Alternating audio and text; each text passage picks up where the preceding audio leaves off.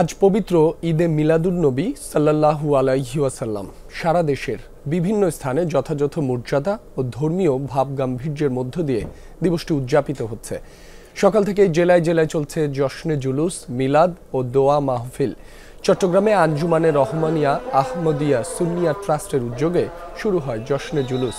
নেতৃত্ব দেন পাকিস্তানের দরবারের শিরিকোটের সাজ্জাদ শিন পীর আল্লামা সৈয়দ মোহাম্মদ সাবির শাহ। 8:30টায় ষোলো শহরের আলমগীর খানকায়ে কাদেরিয়া সৈয়দিয়া তৈয়বিয়া থেকে শুরু হয় এই ঐতিহাসিক জশ্নে জুলুস। এছাড়াও ঢাকা, কক্সবাজার, মুন্সিগঞ্জ, সিলেট সহ দেশের বিভিন্ন স্থানে ঈদে মিলাদুন্নবীতে চলছে নানা কর্মসূচি। নবীর প্রেম ভালোবাসার উদ্যোগে আমরা এখানে জুলুসের মধ্যে এখানে আসছি। আজকে খুশির দিন, আনন্দের দিন, ঈদের দিন। আমরা 11 মাস এই দিনটির জন্য সারা বিশ্বের উম্মতে মুহাম্মদী আমরা অপেক্ষা করে।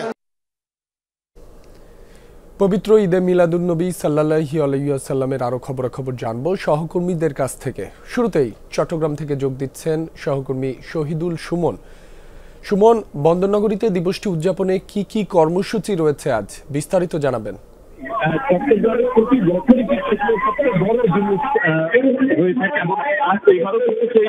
সবচেয়ে বড় জুলুস হয়ে থাকে এবং এইবারও কিন্তু সেই যে 54তম বারের মতো সেই জুলুস সেটি আসলে বের হবে।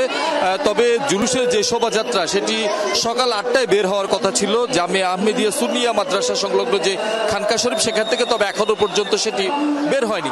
তবে আপনি দেখছেন যে লাখো মানুষের যে স্রোত সেটি কিন্তু মূল খানকা শরীফের দিকে এখনো পর্যন্ত রয়েছে। লাখ লাখ মানুষ এখানে সমবেত হয়েছেন। কিছুক্ষণ পরেই আসলে মূল যেই জুলুসের যেই শোভাযাত্রা সেটি বের হবে না। এবারের জুলুসের নেতৃত্ব দিচ্ছেন আল্লামা সৈয়দ মোহাম্মদ সাবির শাহ। তিনি এটির যে নেতৃত্ব দিবেন এবং সেটি কিন্তু যে আহমেদিয়া সুন্নিয়া মাদ্রাসা থেকে বেরিয়ে নগরীর বিভিন্ন সড়ক ঘুরে সেটি কিন্তু আবার এখানে শেষ হবে। আমি যদি এটির একটু সড়কের বর্ণনা দিই, সেটি কিন্তু এখান থেকে বের হয়ে 1602 নম্বর গেট জিসি ঘুরে কিন্তু আবারও একই পথ ধরে এখানে শেষ হবে। লাখো লাখো মানুষ এখানে উপস্থিত হয়েছেন। তারা হযরত মুহাম্মদ সাল্লাল্লাহু আলাইহি সাল্লামের যে আজকে জন্মদিন উপলক্ষে যে আনন্দঘন পরিবেশ সেটি উদযাপনের জন্যই তারা এসেছেন। সেই সাথে তারা বলছেন হযরত মুহাম্মদ সাল্লাল্লাহু আলাইহি সাল্লামের যে বাণী, যে আদর্শ, ইসলাম যে শান্তির, সেটির বার্তা নিয়ে তারা এখানে এসেছেন এবং সেই বার্তাটি যাতে পৃথিবী জুড়ে ছড়িয়ে দিতে পারেন সেই কথাই বলছেন। তারা বলছেন যে এই যে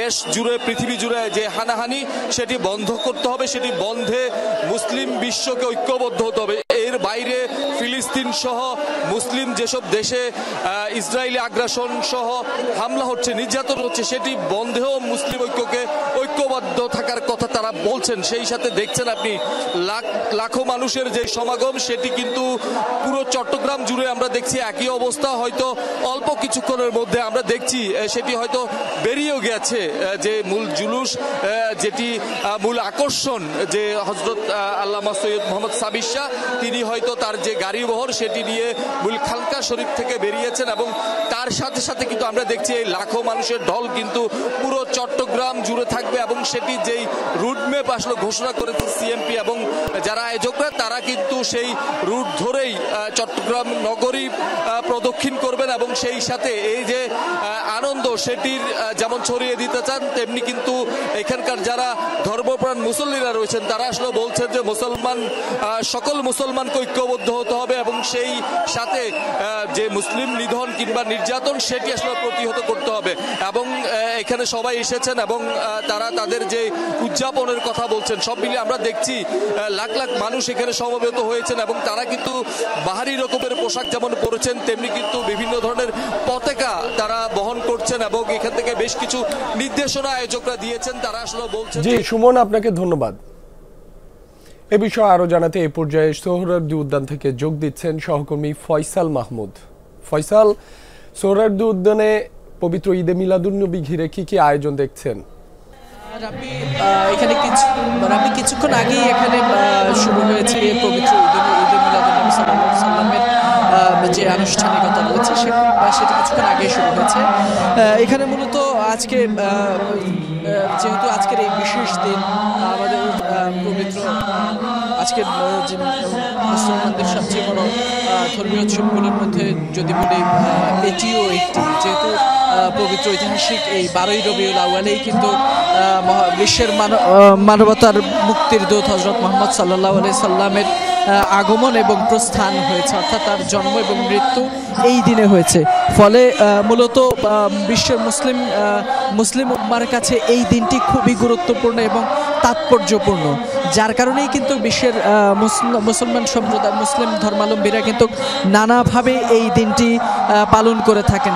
তারই ধারাবাহিকতায় আজকে আঞ্জুমানে রহমানিয়া মইনিয়া মাইজভান্ডারি কর্তৃক আজকে এই সোহরাওয়ার্দী উদ্যানে বিশাল সমাবেশের আয়োজন করা হয়েছে এবং সেখান থেকেই কিন্তু পরবর্তীতে একটি র্যালির আয়োজন করা হবে।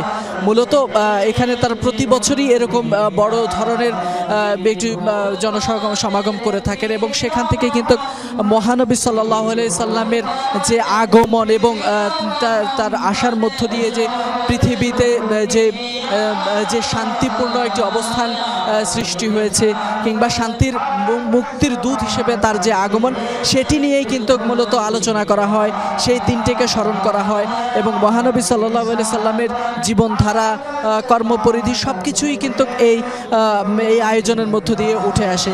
এই দিনটিকে বলা হয়ে থাকে যে সকল ঈদের সেরা ঈদ, অর্থাৎ মহানবী সাল্লাল্লাহু আলাইহি সাল্লামের এই দিনটি আগমন উপলক্ষে কিন্তু মূলত মুসলমান যে সম্প্রদায়, মুসলিমরা যারা রয়েছেন তারা কিন্তু এটিকে বড় ধরনের উৎসব হিসেবে কিন্তু পালন করে থাকে।